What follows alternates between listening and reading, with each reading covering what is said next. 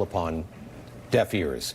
What is your takeaway from what happened in that Senate chamber a day before everybody left for this recess?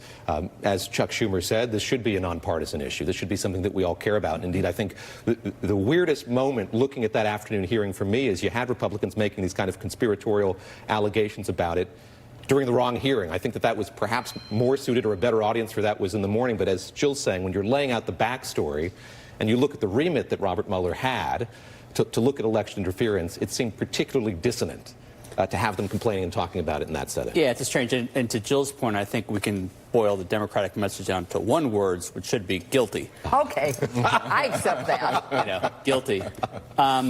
It's disheartening, it's deflating watching, Chuck on the floor saying it shouldn't be, but it is a partisan issue. It is a divide. And the argument that the Republicans are making, that they don't do publicly, but they're saying, to themselves and to each other, is that they think that Democrats are going to play fast and loose with this, that we're going to make sure more people vote. First of all, I can't believe that's the worst thing in the world, that more people would vote.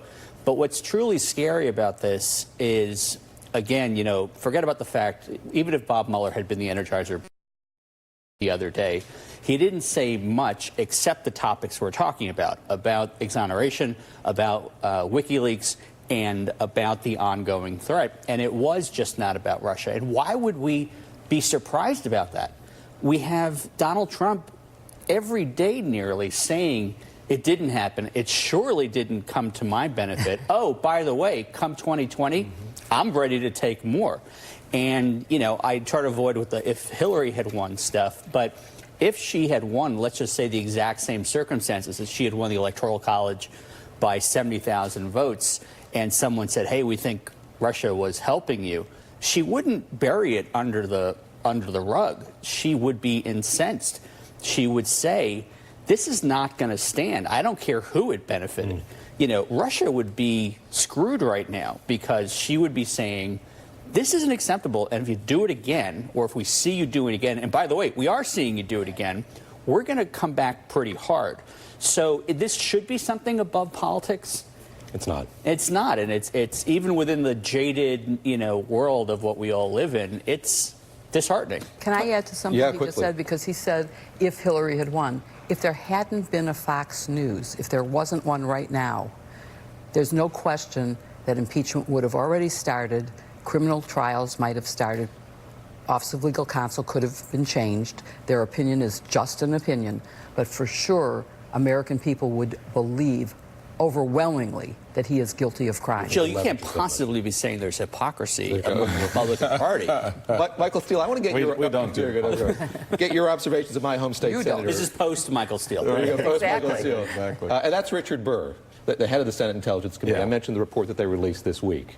He, by doing that, is sounding the alarm about all of this. So how do you watch him, the role that he's playing here as we move forward from this? I mean, just declare the space and push the Senate and the House to move and act. Look, all of these scenarios that we've been dealing with, we deal with them and have to deal with them the way we do is because at least half the participants don't act or react. Right. So, when you have 4 pieces of legislation that are put up to deal with ballot security, safeguarding our elections, and the Republican majority leader blocks those 4, okay, that's fine.